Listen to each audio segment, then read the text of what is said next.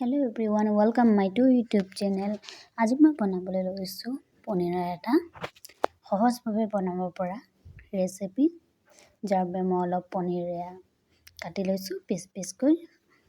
পনীৰ কেনেকৈ বনাই তাৰ ভিডিঅ' মোৰ দিয়া আছে মই ঘৰতে বনাম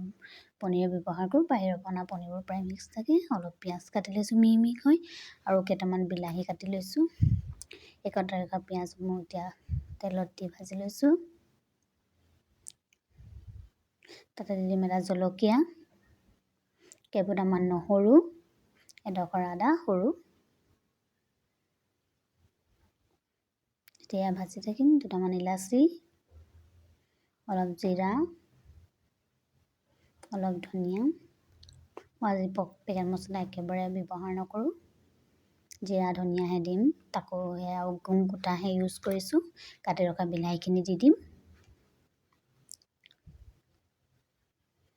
এটা অলপ সময় এনেকৈ লৰাই থাকিব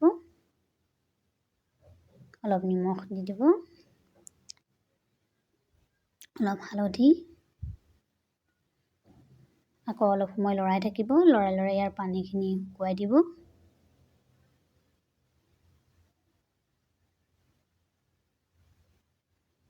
এৰিছেনে বিলাহীবোৰ গলি আহিছে পানীবোৰ অলপ শুকাই আহিছে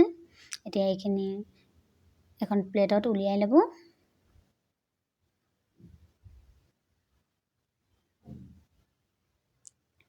মই প্লেট এখন উলিয়াই ললো গোটেইখিনি দেখিছেনে এতিয়া এইখিনি অকমান মেলি পিনে ঠাণ্ডা হ'বলৈ দিম থৈ দিম কেৰাহীখনত অলপ তেল দি গৰম কৰি কাটি ৰখা পনীৰবোৰ ফ্ৰাই কৰি ল'ম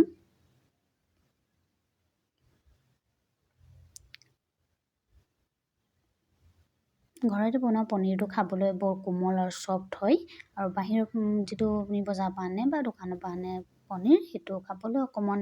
টান হয় ফ্ৰিজত ৰাখি দিয়াৰ বাবে এতিয়াহে বিলাহী যি ভাজি থৈছিলোঁ বিলাহীৰ সেইখিনি এতিয়া মিক্সিত এখন মাৰি পেষ্ট বনাই লৈছোঁ এতিয়া কেৰাহীত তেল অকণ দি দুটামান পিঁয়াজ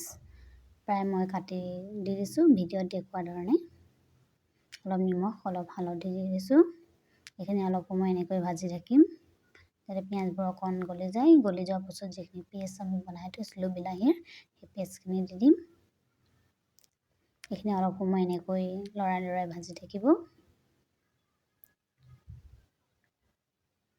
অকণ পানী দি দিছোঁ মই আকৌ এইখিনি ভাজিবলৈ ষ্টাৰ্ট কৰিছোঁ তাৰপিছত ভাজি ৰখা পনীৰখিনি দি দিছোঁ এইখিনি অকণ এনেকৈ মিক্স কৰি দিব